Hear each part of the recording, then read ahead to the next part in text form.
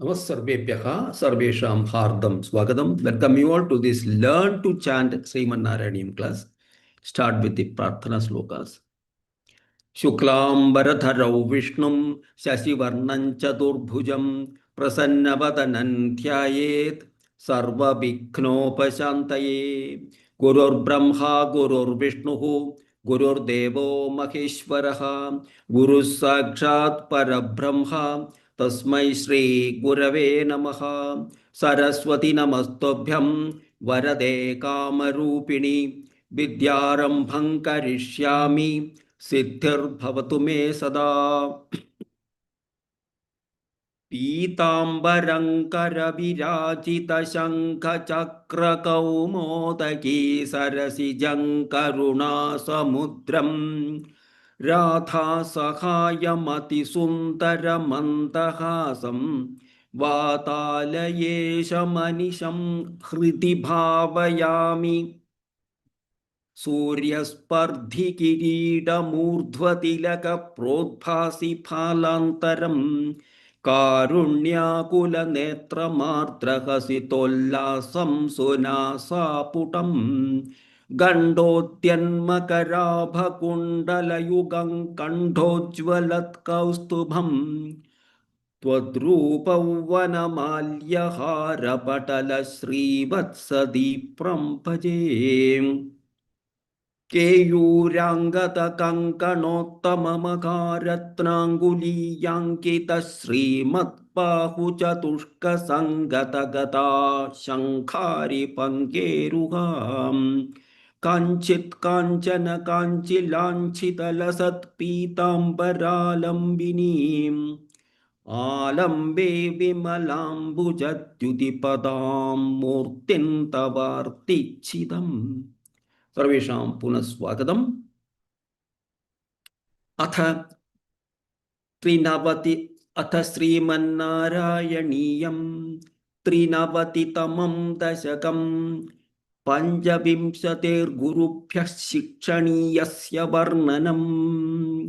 So this is the 25 gurus and their teach what they can teach. That is about this dashakam. So far in the last two dashakams, 91 and 92, we have seen many points like bhakti is very difficult to get, and only purva punyam only will be able to with that only we will be able to generate bhakti and grow it. Very difficult to develop bhakti, but the Lord gives some ideas how you can develop bhakti. So most of us identify with the possessions, etc., and because of that maya effect of maya, all the problems arise, and we get deluded. So devotion to the lotus feet of the Lord and practicing methods of worship taught by the Lord, like chanting Bhagavad Gita and other Sahasranamam, all those things, one will not slip in this moha marga, that is in this delusion, path of delusion. We will not slip ourselves. So, and even a person of low birth can sanctify the earth, whole of universe, if his mind and actions are dedicated to thee. But a man of noble birth, whose mind is turned away from thee, cannot sanctify the earth, cannot do that. But a man of lower birth can do it. Fear of duality creates fear. So constantly practicing the consciousness of oneness, one can get rid of fear. So one is different from the other, and talked about Panchabhutas and the Pakshis, Mrigas, and Matsyas, etc. All are creations of the Lord only. So have an Eka Rupa Bhavam. We are not different from others. That Bhavam will help us get rid of the fear that we have. And devotion arises with the association with the Lord's devotees only. Satsanga alone can develop a devotion. Like you want to become rich, you have to associate with rich people. Similarly, if you want to get bhakti, you have to associate with people who have bhakti and devotion to the Lord. and singing, listening, narrations of the good deeds of the God's deeds, etc. And the mind becomes thoroughly, it gets melted, and you'll be free from all concerns. And one may sing, dance, or anything, and one behave in a different way. But that is all because we are completely rid of all our um, um, bad, evil tendencies, and we are rid of everything. And uh, so, and one letter. One more things he said was that in the last slokas was that this um, Kali Yuga. Kali Yuga is best suited compared to the other yugas, Treta Yuga, Dwapara Yuga, etc. Because in the Kali Yuga, one can just practice Nama Sankirtanam. Nama Sankirtanam alone can give one moksha, or the emancipation, or the final association with the Lord. That we will be able to get just with your Nama Sankirtanam only, or is sufficient. And here talked about various ways of doing the practice, like Ganga, Gayatri. You can go to Ganga Snanam, or Gayatri Japa, or Tulasi you can keep, or Gopika Chandanam, Saligrama Puja, and Ekadashi, Upavasam. All those things will contribute to about eight different practices you can do, so that we can get more and more attached with the Lord. So in this Kali Yuga, that is sufficient. Very Chipram, Mukti Pradhanam, Chipram Mukti Pradhanam, these eight practices. And then there are and most of the devotees will be in the Dravida region only, and that too along the banks of the Kaveri, Tamrabarni, etc. And they are all much more devoted. Than they have got more devotion than other people. So like that, Bhavan is telling of various things. And now in this 93rd sloka, 93rd Dasakam, he talks about, it is actually the conversation between Bhagavan and Uddhava. Uddhava, his close friend.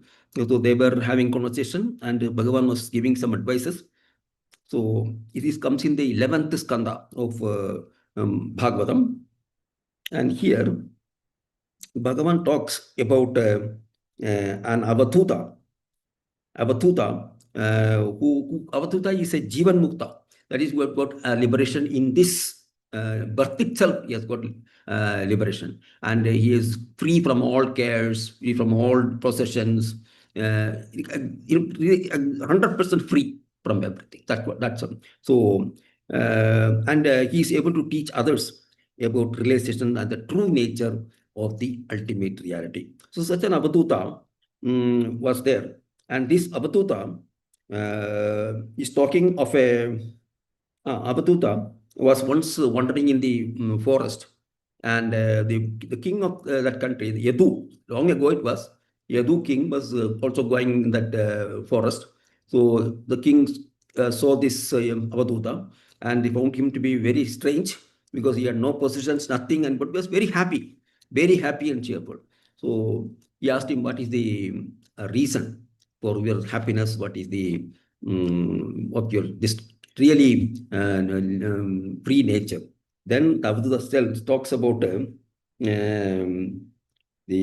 learning wisdom from all creations. So all these creations, what we have seen, Matsya, Bhartya, everybody, Panchabhutas, they can all teach you lessons. So all can serve as a teacher. So seeing divine in all aspects can give us that freedom and that relief from all these desires. So uh, this constitutes, and this what he tells the Yadu king is the one, the 24 teachers, 24 gurus. So 24 gurus, but in some books, Panchavimshati, the 25 gurus. There's one more guru that's added. That is the, I will tell you that about the 25th guru. But some books will give 24 gurus and some books will give 25 gurus. But the 25 gurus are there. I'll tell you 25 gurus are there. So this is the advice given by Sri Krishna through this story to Uddhava. So, and here, what is source of the true happiness and spiritual knowledge? So we will see who are the 24 gurus that we are talking about.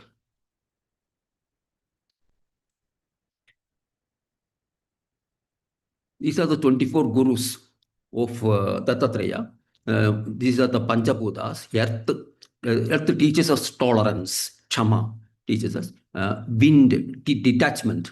And sky, all-compassing, at rest, steady and impartial love by water.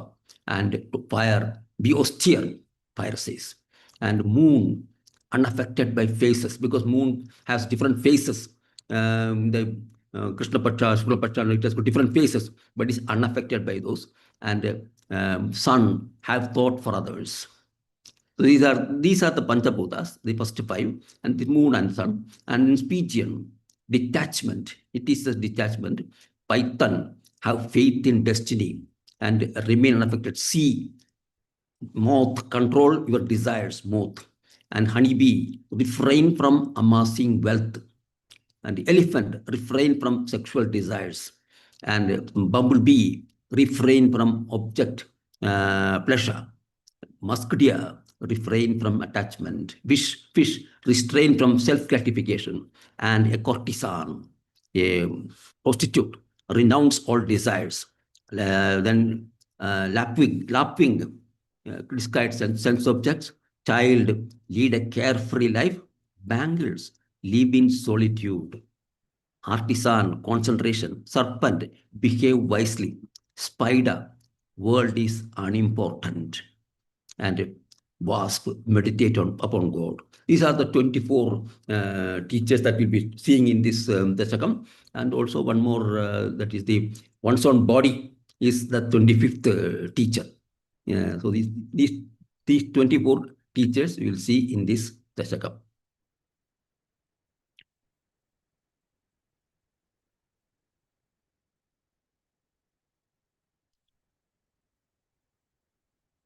So this is in the 11th skanda, and that is Bhagavan is telling Uddhava about this. Bandhusneham vijahyantava hi karunaya tvayupave시tatma sarvam tyaktva chareyam sakalamabhi jagat vichyamaya vilasam nanatvad bhranti janyat sati kalu guna doshavabodhe vithirva vyasetho va kathantau tvayi nihitamader vida vaishamya buddhehe. Bandhu sneham vijahyam tavahi karunaya tvayupave시tatma sarvan tyaktva chareyam sakalamapi jagat vichyamaya vilasam nanatvat bhranti janyat sati khalu guna doshavabodhe vithirva Vyasetho va kathantau tvayi nihitamader vida vaishamya buddhehe. So here,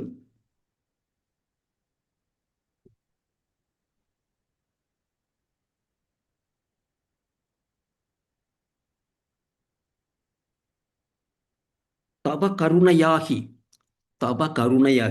by thy grace alone, bandhu sneham vijahyam, may I give up my attachment to kith and kin. Attachment is different from other things. Attachment is something different. So bandhu sneham vijahyam, tavahi karunaya, by your grace, tvayi upavishedatma, that is, with my mind absorbed in the tvayi upaveshidatma, That is, my mind is absorbed in thee, twayi, in thee. Sarvam tyaktva chareyam. Sarvam tyaktva chareyam. I shall wander about renouncing everything. Sarvam tyaktva chareyam. Sakalamapi. Sakalamapi jagat. The entire universe. Sakalamapi jagat. Maya vilasam vikshya. That is seeing as an expression of Maya. Seeing as an expression of Maya. Sarvamapi jagat. Maya vilasam vikshya. Bhranti janyat nanatvat. That is because of the perception of duality. Nanatvat bhranti janyat. That is because of the perception of duality caused by wrong understanding, which is also due to Maya. So, caused by wrong understanding. Gunabodha, gunadoshavabodhe sati kalu. Gunadosha, gunadosha, gunadoshavabodhe sati kalu. That is, when there are the concepts of good and bad, then alone. Guna doshava bodhe. That is, guna bodha and guna doshava bodha. Two things. Guna doshava bodha and sati kalu. Sati kalu guna doshava bodhe vidirva. Guna dosha only. There is no guna bodha. Guna doshava bodhe kalu. That is, when there are the concepts of good and evil and good and bad, then alone, vitihi means the injunctions of the scriptures. The injunctions of the scriptures. Vyasethahava. That is, all the prohibitions there. Prohibition. Vyasethahava. Or the prohibitions there in the injunctions, that is in the scriptures. Twayi, that is in you. Nihita matehe, one whose mind is absorbed in the Veda Vaishamya Buddhehe, and who is therefore free from the notion of differences or multiplicity. Veda Vishaya Vaishamya Buddhehe. Tau katham. How can there be these two, injunction and prohibition? So something is allowed to do and something is prohibited. That's what our scriptures say. Something you can do, something you cannot do. So how can there be these two, injunction and prohibition? So this is what is there. So here,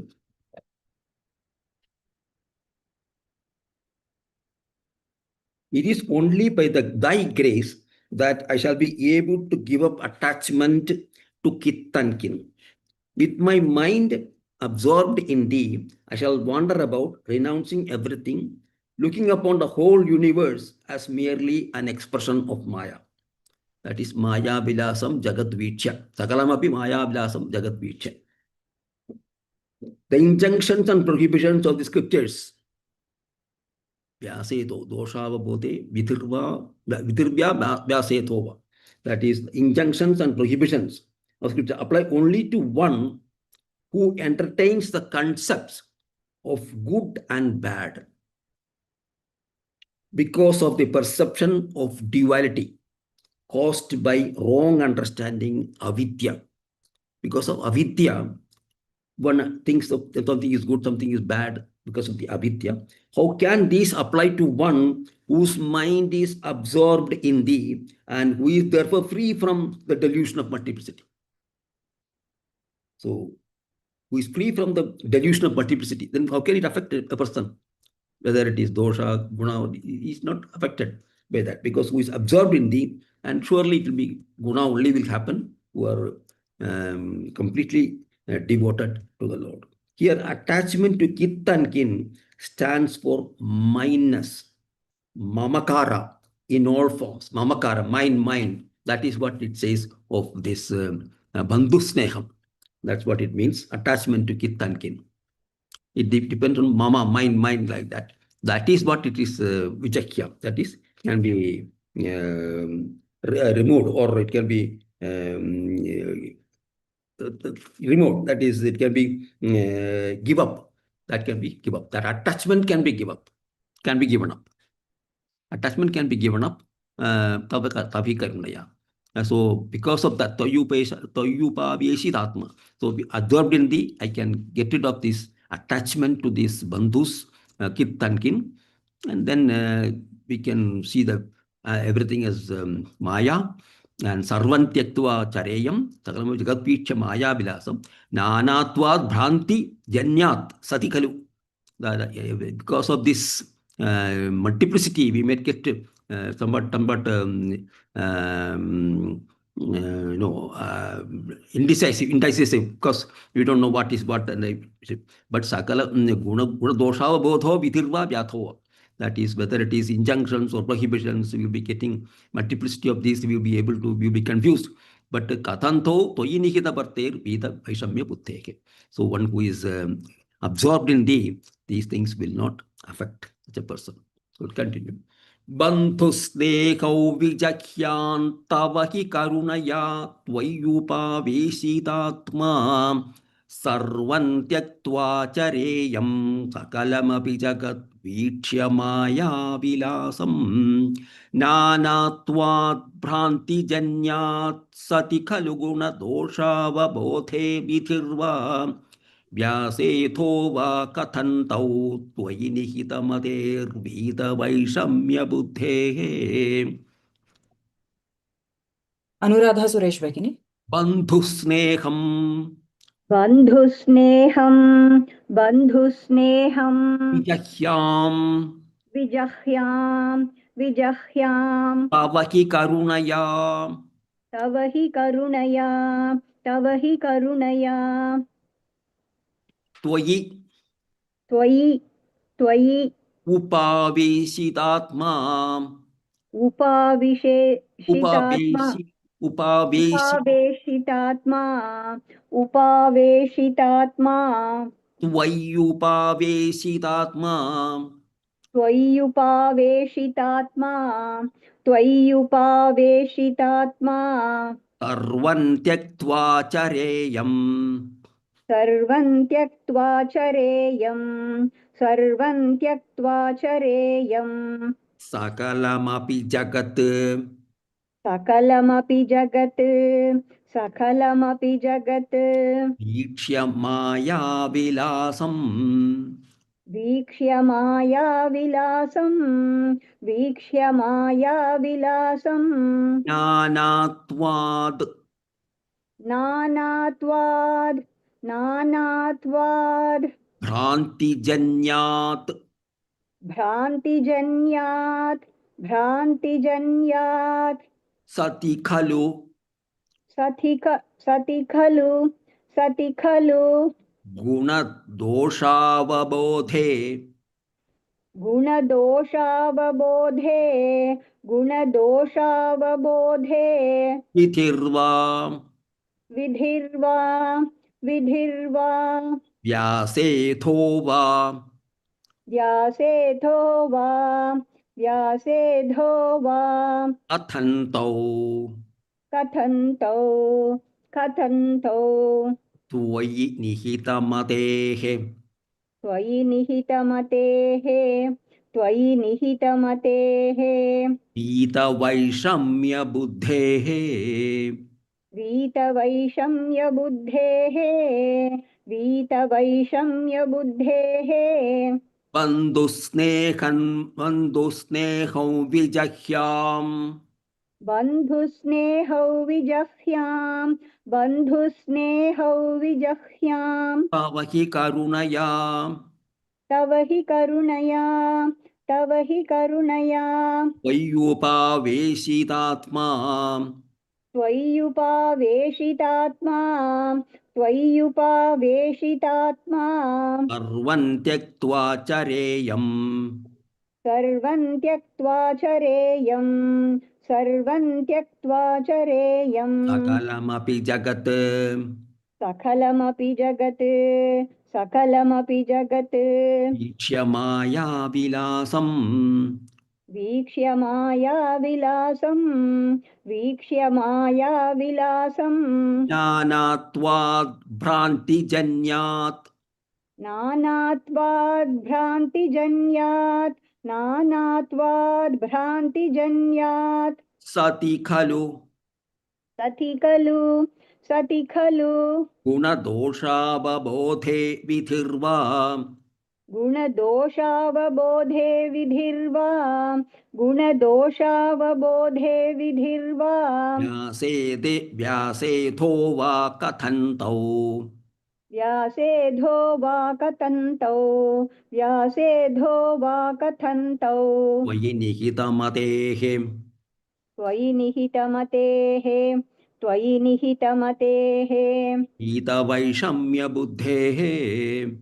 वीतवैषम्यबुद्धेः वीतवैषम्यबुद्धेः बन्धुस्नेहो विजह्यान् तव हि करुणया त्वय्युपवेशितात्मा बन्धुस्नेहौ विजह्यां तव हि करुणया त्वय्युपावेशितात्मा बन्धुस्नेहौ विजह्यां तव हि करुणया त्वय्युपावेशितात्मा सर्वं त्यक्त्वा चरेयं सकलमपि जगद्वीक्ष्य मायाविलासम् सर्वं त्यक्त्वा चरेयं सकलमपि जगद्वीक्ष्य मायाविलासम् सर्वं त्यक्त्वा चरेयं सकलमपि जगद्वीक्ष्य मायाविलासम् ज्ञानात्वात् भ्रान्तिजन्यात् सति खलु गुणदोषावबोधे विधिर्वा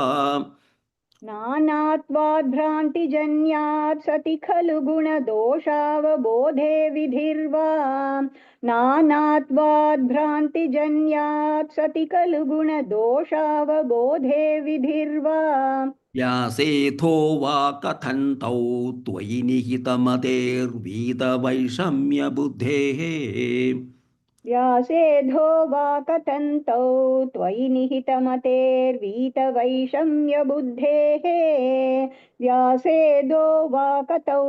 व्यासेधो वा कथन्तौ त्वयि निहितमतेर्वीतवैषम्यबुद्धेः बन्धुस्नेहं विजह्यान् तव हि करुणया त्वय्युपवेशितात्मा सर्वं त्यक्त्वा चरेयं सकलमपि जगद्वीक्ष्य मायाविलासम् बन्धुस्नेहौ विजह्यान् तव हि करुणया त्वय्युपावेशितात्मा सर्वं त्यक्त्वा चरेयं सकलमपि जगद्वीक्ष्य मायाविलासम् बन्धुस्नेहौ विजह्यान् तव हि करुणया त्वय्युपावेशितात्मा सर्वं त्यक्त्वा चरेयं सकलमपि जगद्वीक्ष्य मायाविलासम् ज्ञानात्वात् भ्रान्तिजन्यात् सति खलु गुणदोषावबोधे विधिर्वा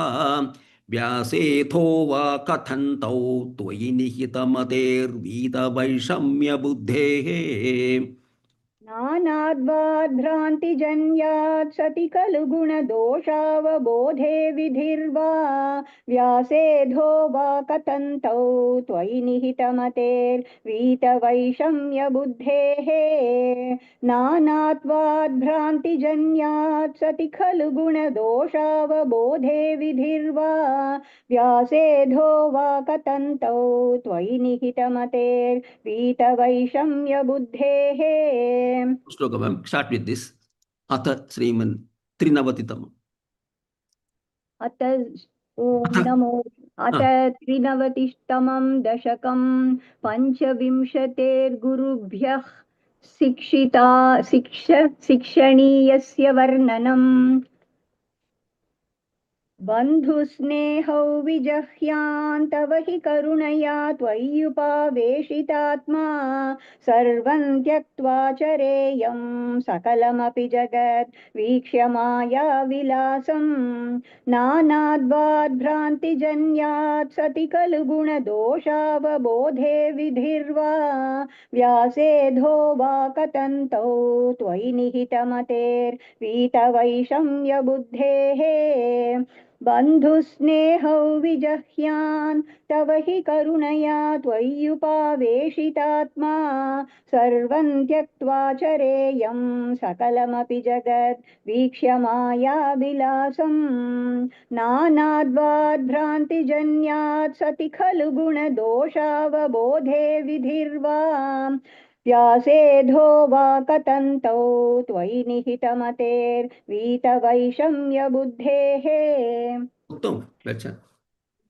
रूपकामत् भगिनी।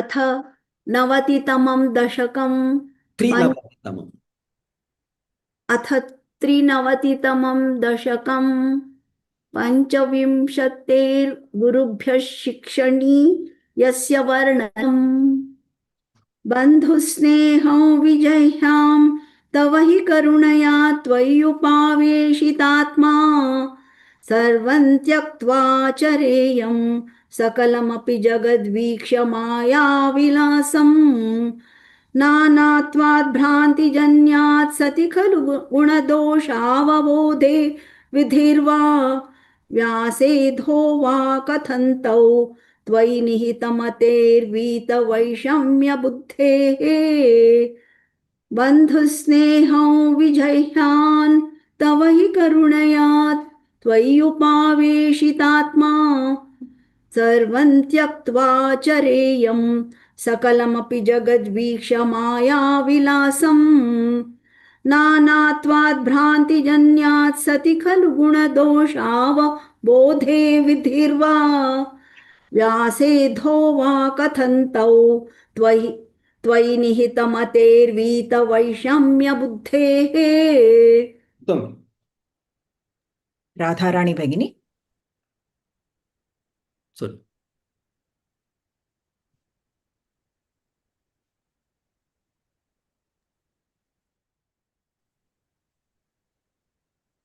राधाराणी बसवत्तिनी भगिनी।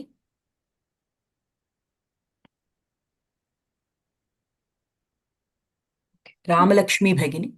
बन्धुस् start from here अथ 93तमं दशकं पञ्चविंशतेर्गुरुभ्यः शिक्षणीयस्य वर्णनम् बन्धुस्नेहौ विजह्यान् तव हि करुणया त्वय्युपावेशितात्मा सर्वं त्यक्त्वा चरेयं सकलमपि जगद्वीक्ष्य मायाविलासम् नानात्वाद्भ्रान्तिजन्यात् सति खलु गुणदोषावबोधे विधिर्वा व्यासेधो वा कथन्तौ त्वयि निहितमतेर्वीतवैषम्यबुद्धेः बन्धुस्नेहौ विजह्यान् तव हि करुणया त्वय्युपावेशितात्मा सर्वं त्यक्त्वा चरेयं सकलमपि जगद्वीक्ष्य मायाविलासम् नानात्वाद्भ्रान्तिजन्यात् सति खलु गुणदोषावबोधे विधिर्वा व्यासेधो वा कथन्तौ त्वयि निहितमतेर्वीतवैषम्यबुद्धेः। उत्तम गच्छामि। रामलक्ष्मी भगिनी। अथ 93तमं दशकं पञ्चविंशते गुरुभ्यः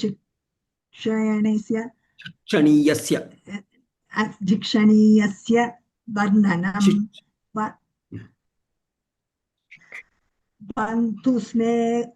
बन्धुस्नेहौ विजह्यां तव हि करुणया त्वय्युपावेशितात्मा सर्वं त्वाचरेयं सकलमपि जगत् वीक्ष्यमायाविलासं नानात्वात् भ्रान्तिजन्यात् सदि खलु दोषावबोधे विधिर्वा व्यासेतो वा कथन्तौ त्वयि निहितमतेर्वीतवैषम्यबुद्धेः बन्धुस्नेहौ विजह्यां तव हि करुणया त्वय्युपावेशितात्मा सर्वं त्यक्त्वा चरेयं सकलमपि जगत् वीक्ष्यमाया विलासम् नानात्वात् भ्रान्तिजन्यात् सदि खलु गुणदोषावबोधे विधिर्वा व्यासेथो वा कथन्तौ त्वयि निहितमतेर्वीतवैषम्यबुद्धेः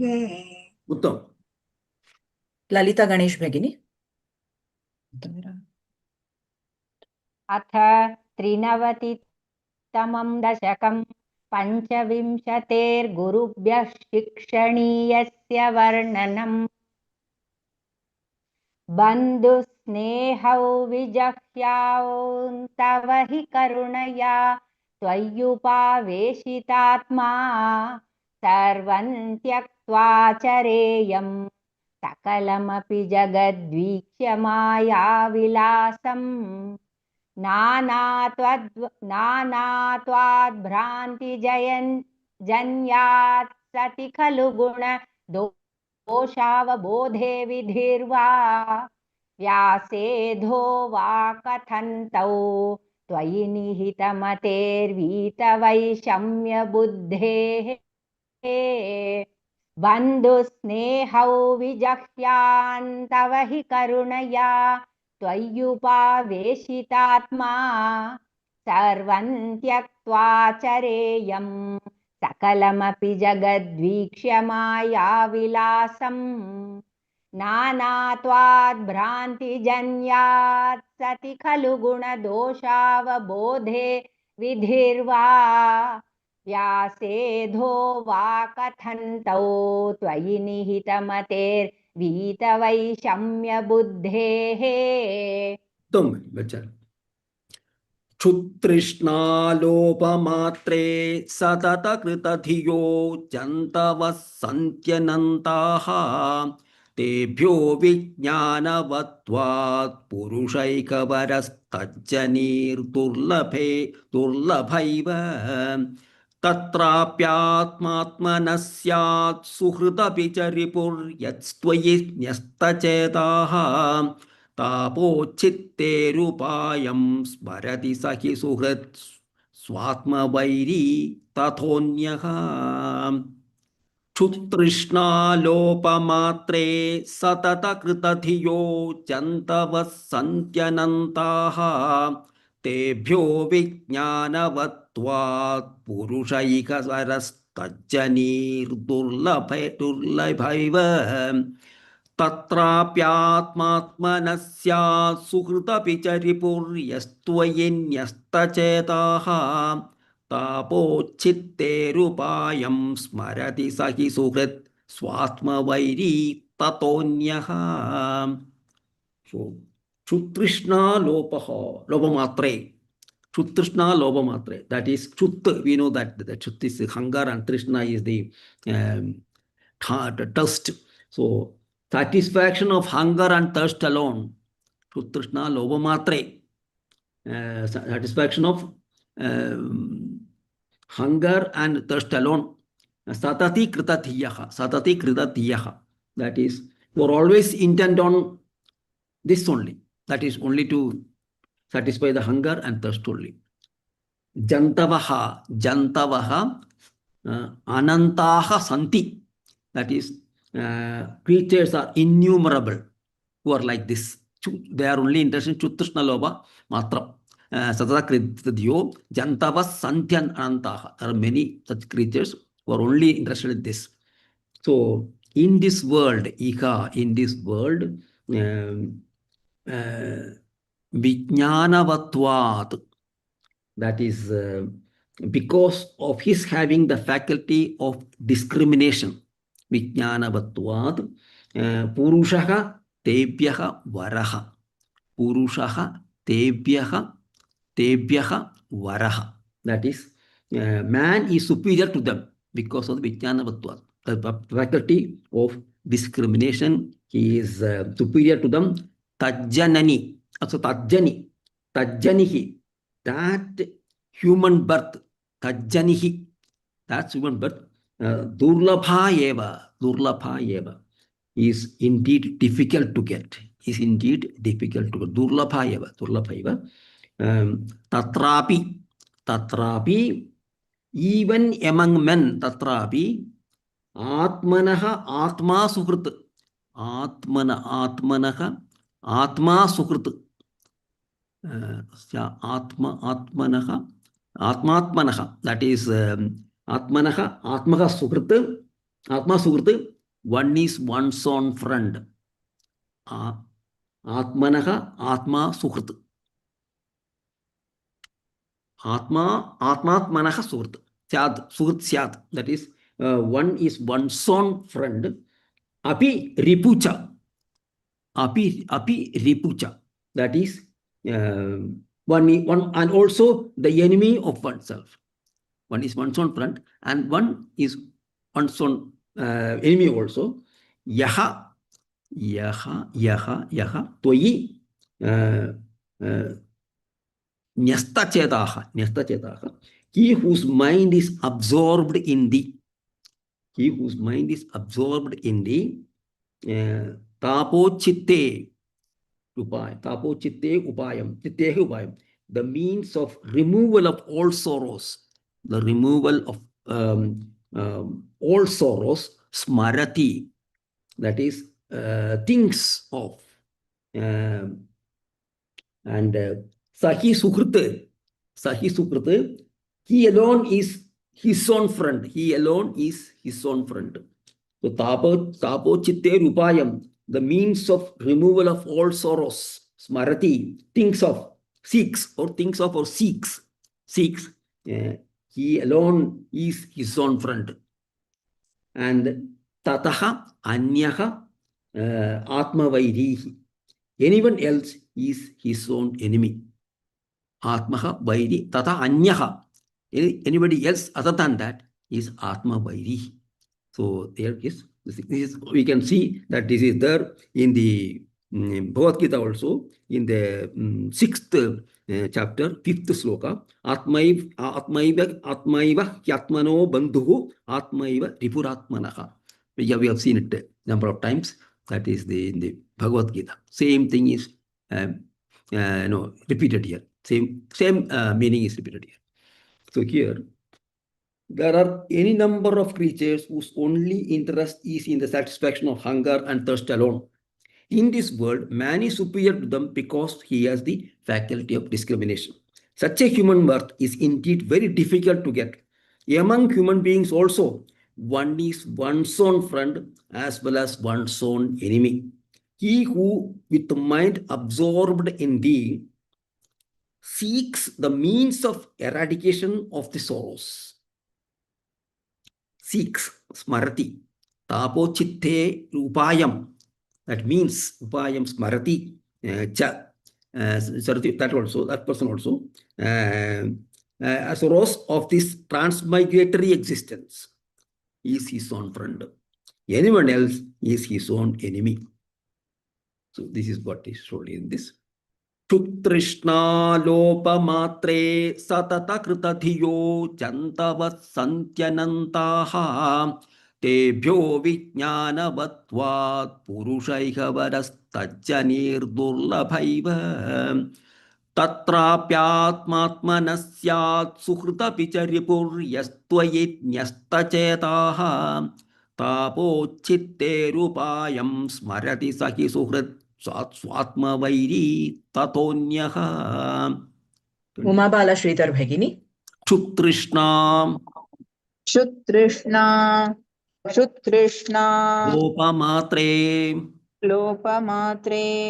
Lopamatre atata Satatagritadhiyaha jantavaha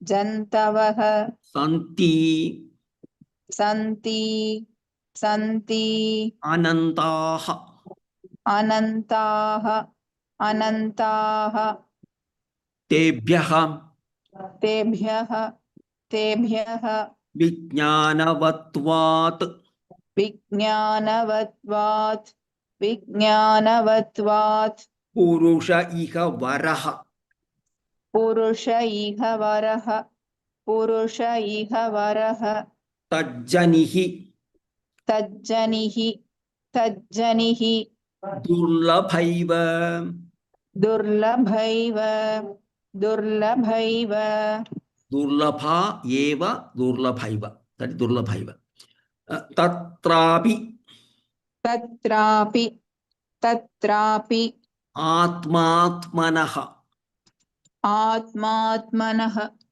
आत्मात्मनः स्यात् स्यात् स्यात् सुहृदपि च सुहृदपि च सुहृदपि च रिपुः रिपुः रिपुः यस्त्वयि यस्त्वयि यस्त्वयि न्यस्तचेताः न्यस्तचेताः न्यस्तचेताः. No, we have removed this, that is two sis with visarga here, so that we can chant comfortably. Then don't chant sta, no, only ta. Tapo chitte rupayam. तापोच्छित्तेरुपायं तापोच्छित्तेरुपायं Marati sahi स्मरति सहि स्मरति सहि suhrit. सुहृत् सुहृत्. Here su is also there. Swatma vairi. स्वात्मवैरी स्वात्मवैरी Atonyah. ततोऽन्यः ततोऽन्यः Kshutrishna क्षुतृष्णालोपमात्रे क्षुतृष्णालोपमात्रे satata krita dhiyah. सततकृतधियः सततकृतधियः जन्तवः सन्त्यनन्ताः जन्तवः सन्त्यनन्ताः जन्तवः सन्त्यनन्ताः तेभ्यो तेभ्यो तेभ्यो विज्ञानवत्वात् विज्ञानवत्वात् विज्ञानवत्वात् पुरुष इह वरः पुरुष इह वरः पुरुष इह वरः तज्जनिर्दुर्लभैव तज्जनिर्दुर्लभैव तज्जनिर्दुर्लभैव तत्राप्यात्मात्मनः स्यात् तत्राप्यात्मात्मनः स्यात् तत्राप्यात्मात्मनः स्यात् सुहृदपि च रिपुः सुहृदपि च रिपुः सुहृदपि च रिपुः यस्त्वयि न्यस्तचेताः यस्त्वयि न्यस्तचेताः यस्त्वयि न्यस्तचेताः. इ इस् ह्रस्व यस्त्वयि न्यस्तचेताः यस्त्वयि न्यस्तचेताः यस्त्वयि न्यस्तचेताः तापोच्छित्तेरुपायम् तापोच्छित्तेरुपायं तापोच्छित्तेरुपायं स्मरति सह सुहृत् स्मरति सहि सुहृत् स्मरति सहि सुहृत् स्वात्मवैरी ततोऽन्यः स्वात्मवैरी ततोऽन्यः स्वात्मवैरी ततोऽन्यः क्षुतृष्णालोपमात्रे सततकृतधियो जन्तवः सन्त्यनन्ताः क्षुतृष्णालोपमात्रे सततकृतधियो जन्तवः सन्त्यवनन्ताः क्षुतृष्णालोपमात्रे सततकृतधियो जन्तवः सन्त्यनन्ताः. तेभ्यो विज्ञानवत्वात् पुरुषैकवरस्ताभ्यः तज्जनिर्दुर्लभैव तेभ्यो विज्ञानवत्वात् पुरुष इह वरस्तज्जनिर्दुर्लभैव तेभ्यो विज्ञानवत्वात् पुरुष इह वरस्तज्जनिर्दुर्लभैव तत्राप्यात्मात्मनः स्यात् सुहृदपि च रिपुर्यस्त्वयि न्यस्तचेताः तत्राप्यात्मात्मनः स्यात् सुहृदपि च रिपुर्यस्त्वयिन्यस्तचेताः तत्राप्यात्मात्मनः स्यात् सुहृदपि च रिपुर्यस्त्वयिन्यस्तचेताः तापोच्छित्तेरुपायं स्मरति स हि सुहृत् स्वात्मवैरी ततोऽन्यः तापोच्छित्तेरुपायं स्मरति स हि सुहृत् स्वात्मवैरी ततोऽन्यः तापोच्छित्तेरुपायं स्मरति स हि सुहृत् स्वात्मवैरी ततोऽन्यः सुतृष्णालोपमात्रे सततकृतधियो जन्तवः सन्त्यनन्ताः तेभ्यो विज्ञानवत्वात् पुरुषैकवरस्तज्जनिर्दुर्लभैव तृष्णालोपमात्रे सततकृतधियो जन्तवः सन्त्यनन्ताः तेभ्यो विज्ञानवत्वात् पुरुष इह वरस्तज्जनिर्दुर्लभैव क्षुतृष्णालोपमात्रे सततकृतधियो जन्तवः सन्त्यनन्ताः तेभ्यो विज्ञानवत्वात् पुरुष इह वरस्तज्जनिर्दुर्लभैव तत्राप्यात्मात्मनः स्यात् सुहृदपि च रिपुर्यस्त्वयि न्यस्तचेताः तापोच्छित्तेरुपायं स्मरति स हि सुहृत् स्वात्मवैरी ततोऽन्यः तत्राप्यात्मात्मनः स्यात् सुहृदपि च रिपुर्यस्त्वयिन्यस्तचेताः तापोच्छित्तेरुपायं स्मरति स हि सुहृत् स्वात्मवैरी ततोऽन्यः तत्राप्यात्मात्मनः स्यात् सुहृदपि च रिपुर्यस्त्वयिन्यस्तचेताः तापोच्छित्तेरुपायं स्मरति स हि सुहृत् स्वात्मवैरी ततोऽन्यः क्षुतृष्णालोपमात्रे सततकृतधियो जन्तवः सन्त्यनन्ताः तेभ्यो विज्ञानवत्वात् पुरुष इह वरस्तज्जनिर्दुर्लभैव तत्राप्यात्मात्मनः स्यात् सुहृदपि च रिपुर्यस्त्वयिन्यस्तचेताः तापोच्छित्तेरुपायं स्मरति स हि सुहृत् स्वात्मवैरी ततोऽन्यः क्षुतृष्णालोपमात्रे सततकृतधियो जन्तवः सन्त्यनन्ताः तेभ्यो विज्ञानवत्वात् पुरुष इह वरस्तज्जनिर्दुर्लभैव तत्राप्यात्मात्मनः स्यात् सुहृदपि च रिपुर्यस्त्वयिन्यस्तचेताः तापोच्छित्तेरुपायं स्मरति स हि सुहृत् स्वात्मवैरी ततोऽन्यः उत्तम सुजाता लट्कर् भगिनी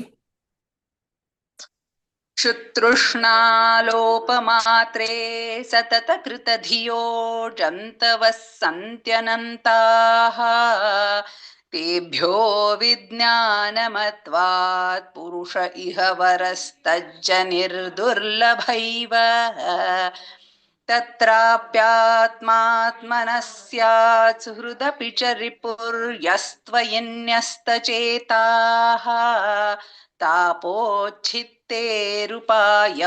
स्मरति स हि तापोच्छित्तेरुपायं स्मरति स हि सुहृत् स्वात्मवैरी ततोऽन्यः क्षुतृष्णालोपमात्रे सततकृतधियो जन्तवः सन्त्यनन्ताः तेभ्यो विज्ञानमत्वात् पुरुष इह वरस्तज्जनिर्दुर्लभैव तत्राप्यात्मात्मनः स्यात् सुहृदपि च रिपुर्यस्त्वयन्यस्तचेताः तापोच्छित्तेरुपायं स्मरति स हि सुहृत् स्वात्मवैरी ततोऽन्यः. Second pada once again. तेभ्यो विज्ञानमत्वात् Vijnana. हा तेभ्यो विज्ञानवत्वात् पुरुष इह वरस्तज्जनिर्दुर्लभैव. राधा श्रीराम भगिनी. क्षुतृष्णालोपमात्रे सततकृतधियो जन्तवः सन्त्यनन्ताः तेभ्यो विज्ञानवत्वात् पुरुष इह वरस्तज्जनिर्दुर्लभैव. तत्राप्यात्मात्मनः स्यात् सुकृतपि च रिपुर्यस्त्वयि न्यस्तचेताः तापोच्छित्तेरुपायं स्मरति स हि सुकृत् स्वात्मवैरी ततोऽन्यः. Tvayi nyasta. Here there is a ditta is there. Epur yastvayinyasta cheta. सुकृतपि च रिपुर् From the beginning, ma'am. Chutrishna.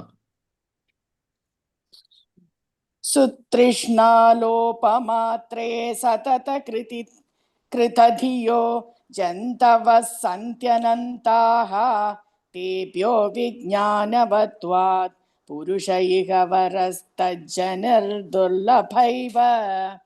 तत्राप्यात्मात्मनः स्यात् सुकृतपि च रिपुर्यस्त्वयि न्यस्तचेताः तापोच्छित्तेरुपायं स्मरति स हि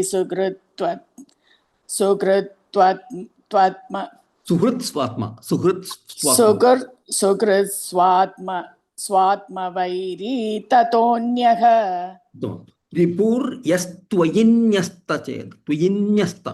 So here there is a dittam there. Ripur yastvainyastachetaah. Yastvanyaynyastachetaah. Ripur yastvainyastachetaah. Tvayinyasta. Tvainyastachetaah. Oh, correct. Yes. Hemlata भगिनी. क्षुतृष्णालोपमात्रे सततकृतधियो जन्तवः सन्त्यनन्ताः तेभ्यो विज्ञानवत्वात् पुरुष इह वरस्तज्जनिर्दुर्लभैव. तत्राप्यात्मात्मनः स्यात् सुहृदपि च रिपुर् यस्त्वयिन्यस्तचेताः तापोच्छित्तेरुपायं स्मरति स हि सुहृत् स्वात्मवैरी ततोऽन्यः.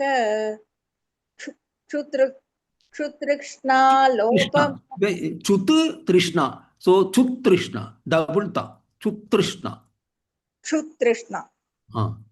क्षुतृष्णालोपमात्रे सततकृतधियो जन्तवः सन्त्यनन्ताः तेभ्यो विज्ञानवत्वात् पुरुष इह वरस्तज्जनिर्दुर्लभैव.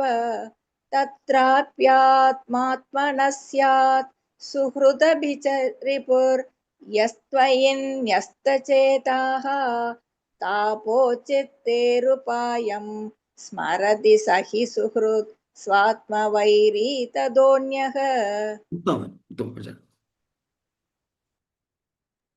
सेल्वी सुब्रमण्यन भगिनी. क्षुतृष्णालोपमात्रे सततकृतधियो जन्तवः सन्त्यनन्ताः तेभ्यो विज्ञानवत्वात् पुरुष इह वरस्तज्जनिर्दुर्लभैव. तत्राप्यात्मात्मनः तत्राप्यात्मात्मनः स्यात् सुहृदपि च रिपुर्यस्त्वयि न्यस्तचेताः तापोच्छित्तेरुपायं स्मरति स हि सुहृत् स्वात्मवैरी ततोऽन्यः क्षुतृष्णालोपमात्रे सततकृतधियो जन्तवः सन्त्यनन्ताः तेभ्यो विज्ञानवत्वात् पुरुषैकवरस्तज्जनिर्दुर्लभैव तत्राप्यात्मात्मनः स्यात् सुहृदपि च रिपुर्यस्त्वयि न्यस्तचेताः तापोच्छित्तेरुपायं स्मरति स हि सुहृत् स्वात्मवैरी ततोऽन्यः. Uttam. You can chant this also. Repur yastvayinyastachetah. That Uttam. Ripo. Uttam. You want to chant? Yes, Magadha. I will chant. Uttam. तत्राप्यात्मात्मनः स्यात् सुहृदपि च रिपोर्यस्त्वयि न्यस्तचेताः. Uttam. That's enough. That's Uttam.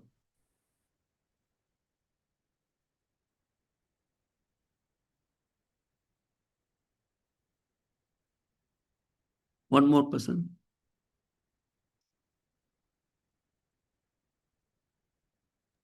Kamakshi एकाम्बरं भगिनी.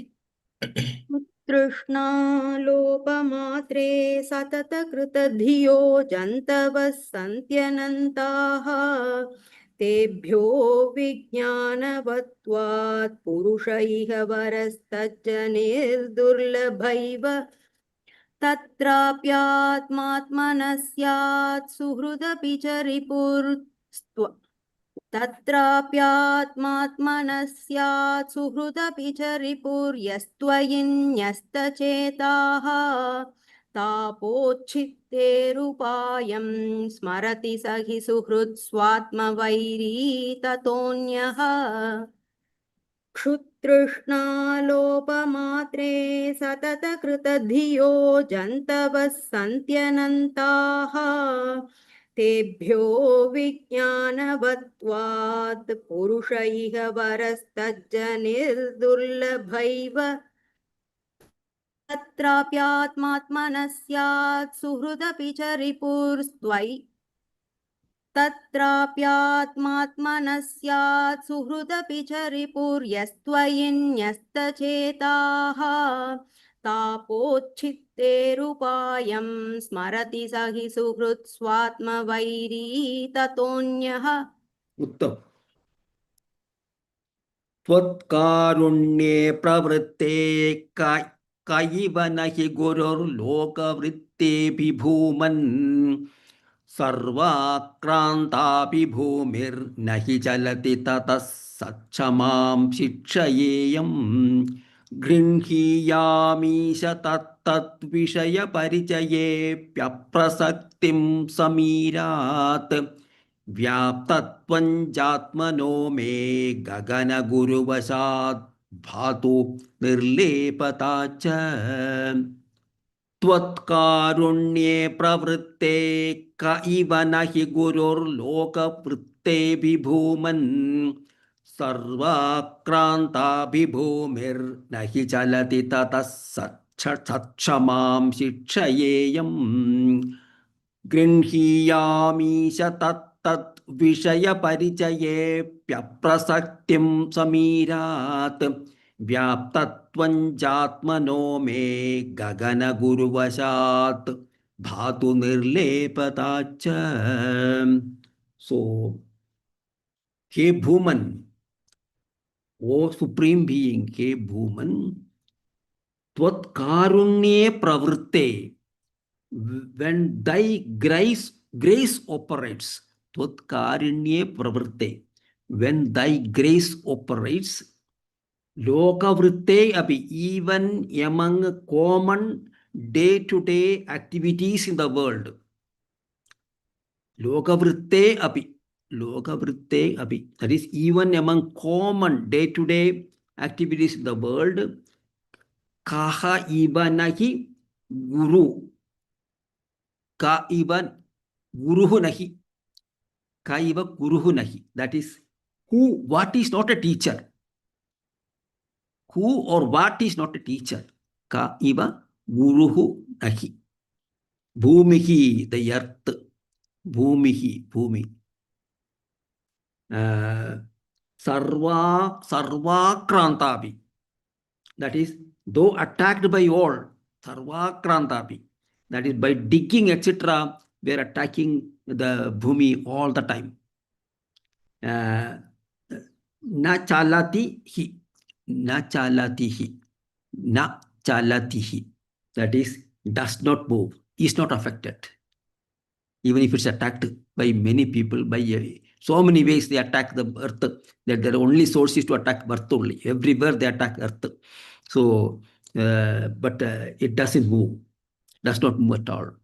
Tataha, from that, Sakshamam, real forbearance, the bearing capability, Chichayeyam, that is, I can learn. So that is the first is Bhumi only, that we are, first teacher is Bhumi. Sakshamam Chichayeyam, that is real forbearance, I can learn. Oh, He Isha,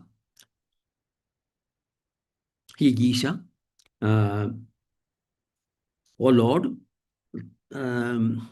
Tat Vishaya Parichaye api. Tat Vishaya Parichayepi. That is, in spite of contact with various objects. Tat Vishaya Parichayepi. In spite of contact with various objects. Aprasaktihi, not to be tainted, not to be tainted, not to be affected. Samirat Grinhiyam, that is, and the all pervasiveness of the self, the all pervasiveness of the self, nirlepata, that is, and freedom from taint. Gagana Guru Vashat. Gagana Guru Vashat. That is Gagana Guru Vashat me phatu. Me phatu. That is, let it become clear to me from the sky space. So I think Vyaptatvan Chatmanebi. Atmanaha Vyaptatvancha, and the all pervasiveness of the self. All pervasiveness of the self. Nirlepata, and from that taint. Gagana Guru Vashat me phatu. Let it become clear to me from the sky space. So what you learn from the Bhumi, what you learn from the sky, one by one, all the teachers we are telling. So, O Supreme Being, when one has thy grace, who or what in this world is not a teacher to him? The earth, in spite of being badly used, is never affected. Let me learn real forbearance from it. O Lord, in spite of contact with all kinds of objects, the wind is never tainted. Let me learn non-attachment from it. The space teaches me that, like it, the self is all-pervasive and free from all taint. Aprasaktihi, saktihi, that is attachment. Prakarshena saktihi, prasaktihi, a strong attachment. Prasaktihi means the strong attachment. The opposite of this, aprasakti, non-attachment. Aprasakti is non-attachment, and prasakti is attached, strong attachment. Aprasakti is there. Aprasaktim, parichaye aprasaktim, parichaye pyaprasaktim. Samirat grinhyam. That we have to learn from the wind, that not get affected, get tainted, though it comes into contact with all kinds of objects. When it wind blows, it comes into contact with every object, so they don't get tainted. Similarly, the all pervasiveness of the Atman we can get from the sky, which is all pervasive everywhere and free from all taint. So we can learn this from this. These are Panchabhutas: Bhumi, Vayu, Akasha, etc. त्वत्कारुण्ये प्रवृत्ते क इव न हि गुरुर्लोकवृत्तेऽभिभूमन् सर्वाक्रान्तापि भूमिर्न हि चलति ततत्सक्षमां शिक्षयेयम् गृह्णीयामीश तत्तद्विषयपरिचयेऽप्यप्रसक्तिं समीरात् व्याप्तत्वञ्चात्मनो मे गगनगुरुवशात् भातु निर्लेपताच्च मैत्रेयी गणेश भगिनी त्वत्कारुण्ये प्रवृत्ते त्वत्कारुण्ये प्रवृत्ते त्वत्कारुण्ये प्रवृत्ते क इव न हि गुरुः क इव न हि गुरुः क इव न हि गुरुः लोकवृत्तेऽपि भूमन् लोकवृत्तेऽपि भूमन् लोकवृत्तेऽपि भूमन् सर्वाक्रान्तापि सर्वाक्रान्तापि भूमिः भूमिः भूमिः न हि चलति न हि चलति न हि चलति ततः सक्षमाम् ततः सत्क्षमाम् So here, instead of visarga, we will add one sa. Tatas satshamam. Tatas satshamam. ततः सत्क्षमाम् Shikshayeyam. शिक्षयेयम् Grinhiyamisha. गृह्णीयामीश Tattadvishaya. तत्तद्विषय Parichayepi. परिचयेऽपि Aprasaktim. अप्रसक्तिम् Samirat. समीरात् Vyaptatvat. व्याप्तत्वात् Cha atmano me. च आत्मनो मे Gagana guruvashad. गगनगुरुवशाद् भातु Nirlepatacha. निर्लेपता च Tvatkarunye pravritte. त्वत्कारुण्ये प्रवृत्ते Iva nahi guruhu. कैव न हि गुरुः Lokavritte vibhuman. लोकवृत्तेऽपि भूमन् Sarvakrantapi bhumihi. सर्वाक्रान्तापि भूमिः Nahi chalati. न हि चलति Tatat sakshamam shikshayeyam. ततः सत्क्षमां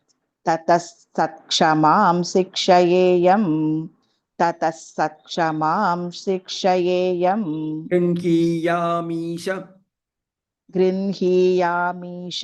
गृह्णीयामीश Tattat vishaya parichayepi.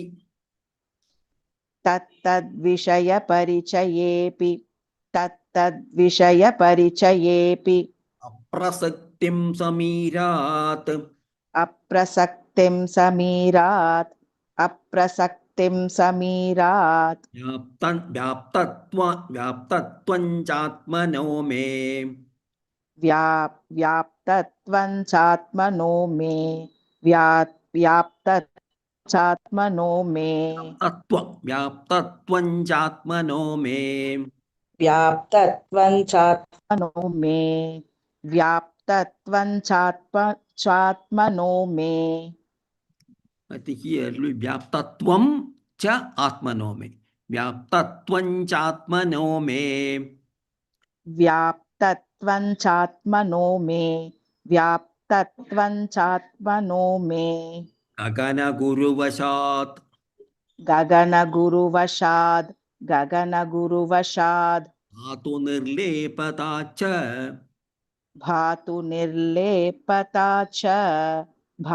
निर्लेपता च त्वत्कारुण्यो प्रवृत्ते क इव न हि गुरुर्लोकवृत्ते विभूमन् त्वत्कारुण्ये प्रवृत्ते कैव न हि गुरोर्लोकवृत्तेऽपि भूमन् त्वत्कारुण्ये प्रवृत्ते कैव न हि गुरोर्लोकवृत्तेऽपि भूमन् सर्वाक्रान्ताभिभूमिर्न हि चलति तत्सत्क्षमां शिक्षयेयम् सर्वाक्रान्तापि भूमिर्न हि चलति ततः सत्क्षमां शिक्षयेयम् सर्वाक्रान्तापि भूमिर्न हि चलति ततः सत्क्षमां शिक्षयेयम् गृह्णीयामीश तत्तद्विषयपरिचयेऽप्यप्रसक्तिं समीरात्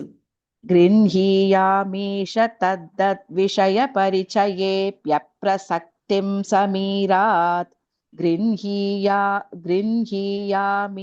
तद्विषयपरिचयेऽप्यप्रसक्तिं समीरात् व्याप्तत्वं चात्मनो मे गगनगुरुवशात् भातु निर्लेपता च व्याप्तत्वं चात्मनो मे गगनगुरुवशाद् भातु मे निर्लेपता च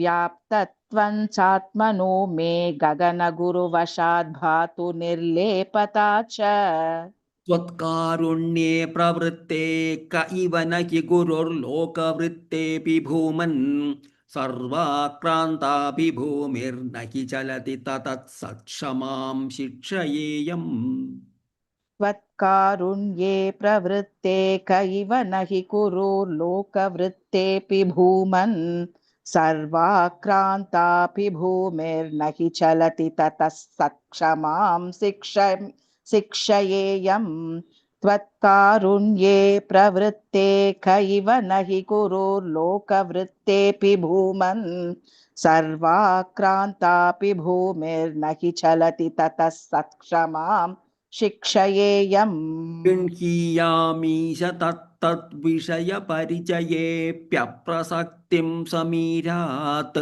व्याप्तत्वं चात्मनो मे गगनगुरुवशात् भातु निर्लेपता च गृह्णीयामीश तद्विषयपरिचयेऽप्यप्रसक्तिं समीरात् व्याप्तत्वं चात्मनो मे गगनगुरुवशाद् भातु निर्लेपता च गृह्णीयामीश तद्विषयपरिचयेऽप्यप्रसक्तिं समीरात् व्याप्तत्वं चात्मनो मे गगनगुरुवशाद् भातु निर्लेपता च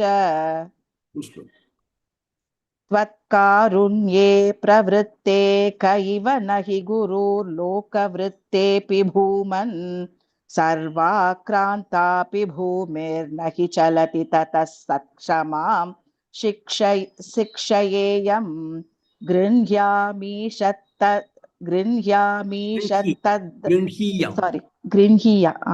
गृह्णीयामीश तद्विषयपरिचयेऽप्यप्रसक्तिं समीरात् व्याप्तत्वं चात्मनो मे गगनगुरुवशात् भातु निर्लेपता च त्वत्कारुण्ये प्रवृत्ते कैव न हि गुरुर्लोकवृत्तेऽपि भूमन् सर्वाक्रान्तापि भूमिर्न हि चलति ततः सत्क्षमां शिक्षयेयम् गृह्णीयामीश तद्विषयपरिचयेऽप्यप्रसक्तिं समीरात् व्याप्तत्वं चात्मनो मे गगनगुरुवशाद् भातु निर्लेपता च.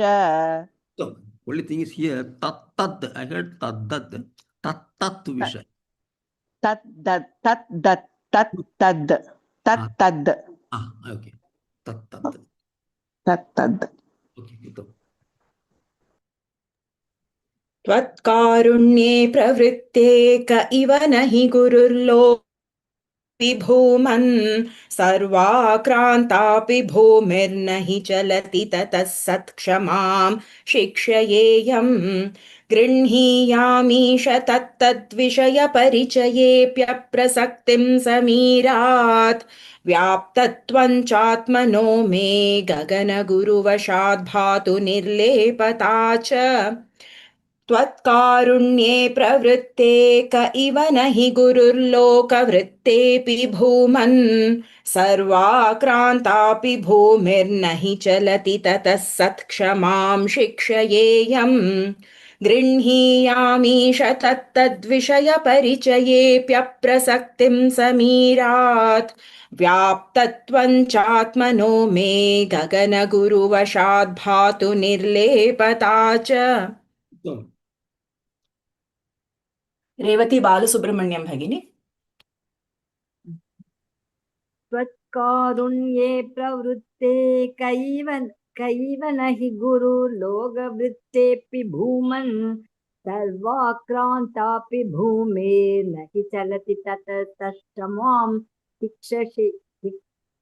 शिक्षयेयम् गृह्णीयामि च तत्तद्विषयपरिचयेऽप्यप्रसक्तिं समीरात् व्याप्तत्वञ्चात्मनो मे गगनगुरुवशात् भातु निर्लेपता च त्वत्कारुण्ये प्रवृत्ते कैव न हि गुरुर्लोकवृत्तेऽपि भूमन् सर्वाक्रान्तापि भूमिर्न हि चलति ततः तत्क्षमां शिक्षयेयम् गृह्णीयामि च तत्तद्विषयपरिचयेऽप्यप्रसक्तिं समीरात् व्याप्तत्वञ्चात्मनो मे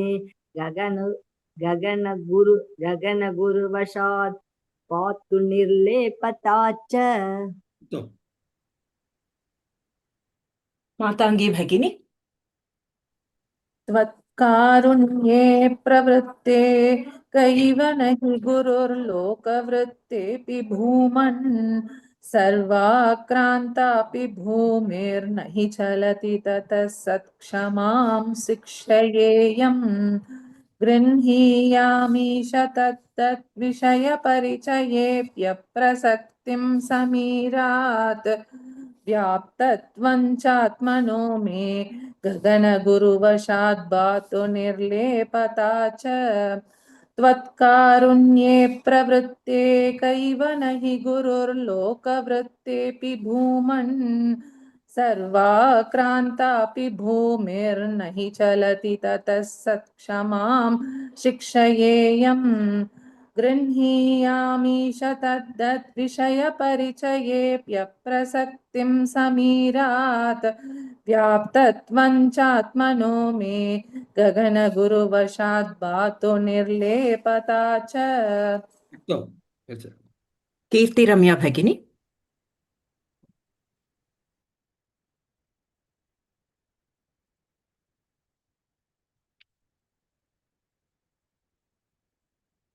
भुवना सतीश भगिनी. त्वत्कारुण्ये प्रवृत्ते क इव न हि गुरुर्लोकवृत्तेऽपि भूमन् सर्वाक्रान्तापि भूमिर्न हि चलति ततः सत्क्षमां शिक्षयेयम् गृह्णीयामीश तत्तद्विषयपरिचयेऽप्यप्रसक्तिं समीरात् व्याप्तत्वञ्चात्मनो मे गगनगुरुवशाद् भातु निर्लेपता च तत्कारुण्ये प्रवृत्ते कैव न हि गुरुर्लोकवृत्तेऽपि भूमन् सर्वाक्रान्तापि भूमिर्न हि चलति ततस्तत्क्षमां शिक्षयेयम् गृह्णीयामीश तत्तद्विषयपरिचयेऽप्यप्रसक्तिं समीरात् व्याप्तत्वं चात्मनो मे गगनगुरुवशात् धातु निर्लेपता च उत्तम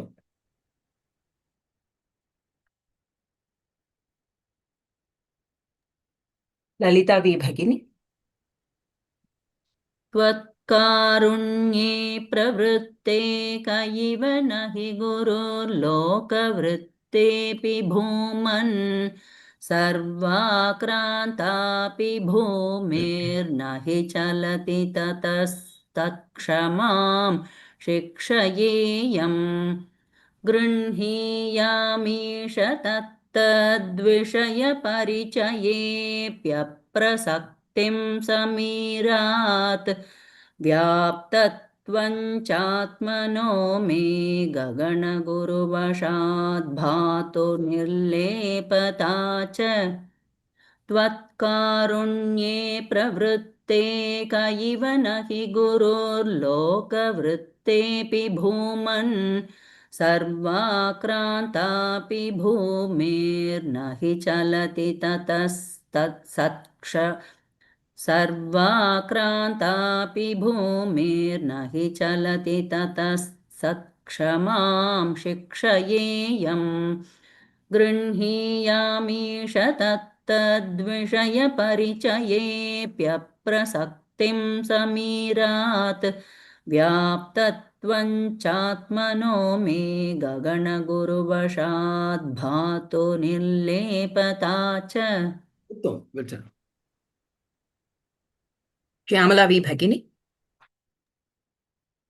त्वत्कारुण्ये प्रवृत्ते कैव न हि गुरुर्लोकवृत्तेऽपि भूमन् सर्वाक्रान्तापि भूमिर्न हि चलति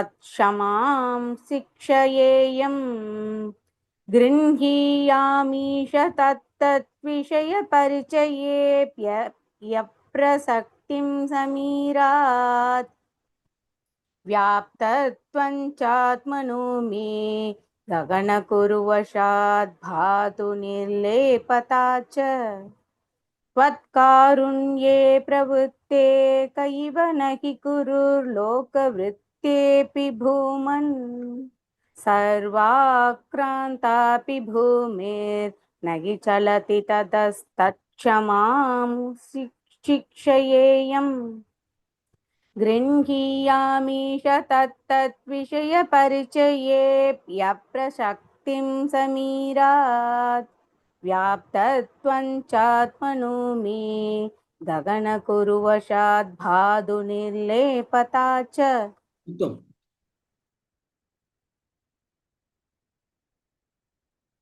उमा मुरली भगिनी त्वत्कारुण्ये प्रवृत्ते कयिव न हि